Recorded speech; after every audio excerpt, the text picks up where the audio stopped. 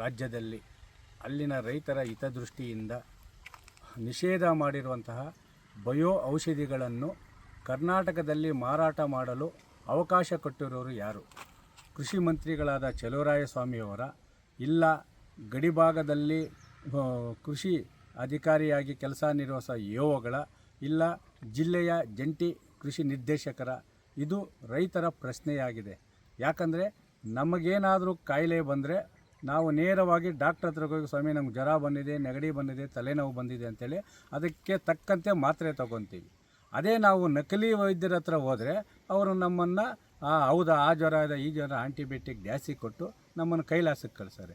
ಅದೇ ರೀತಿ ಇವತ್ತು ಇಡೀ ದೇಶಕ್ಕೆ ಅನ್ನ ಹಾಕುವ ಅನ್ನದಾತನು ಇವತ್ತು ಭೂಮಿಯನ್ನೇ ತನ್ನ ಸರ್ವಸ್ವ ಎಂದು ನಂಬಿ ಏನು ಅದರ ಮೇಲೆ ಲಕ್ಷಾಂತರ ರೂಪಾಯಿ ಖಾಸಗಿ ಸಾಲ ಮಾಡಿ ಬಂಡವಾಳ ಹಾಕ್ತಾನೆ.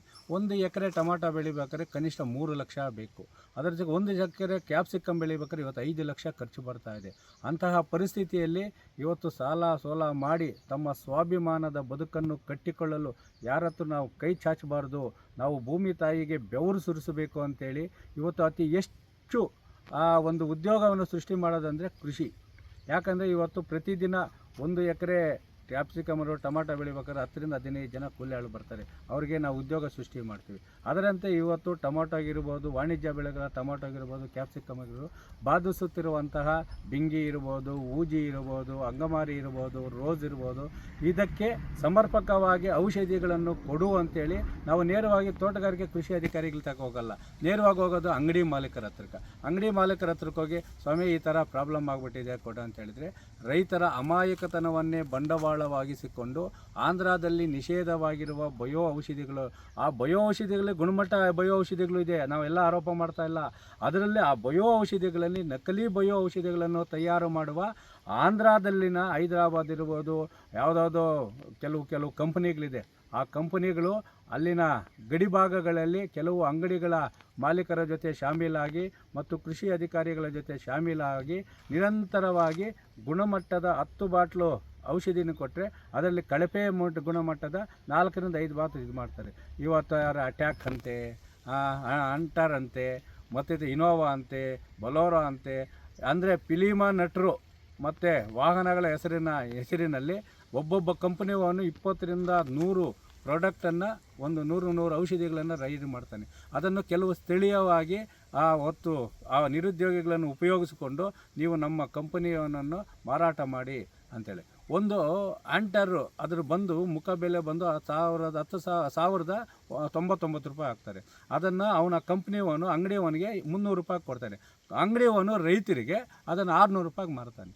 ಅಂದರೆ 10 ಬಾಟ್ಲು ಮಾಡಿದ್ರೆ 3,000 ರೂಪಾಯಿ ಲಾಭ ಆಗಿದೆ.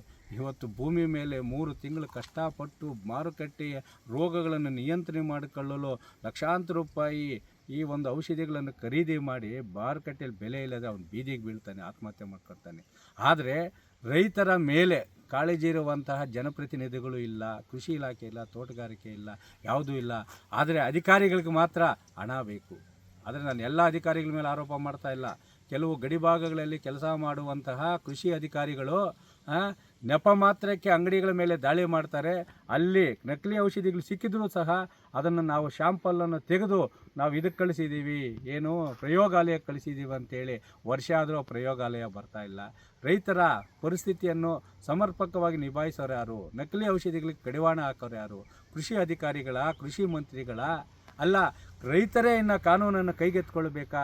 ಯಾಕಂದರೆ ಇವತ್ತು ಕೃಷಿ ಅಧಿಕಾರಿಗಳು ಕೆಲವರು ಏನು ಮಾಡ್ತಾರೆ ಗೊತ್ತಾ? ಅಯ್ಯೋ ರೈತರಿಗೆ ಅಂಥ ಔಷಧಿ ಕೊಡ್ತಾರೆ, ಇಂಥ ಔಷಧಿ ಕೊಡ್ತಾರೆ, ದಿಕ್ಕು ತಪ್ಪಿಸ್ತಾರೆ.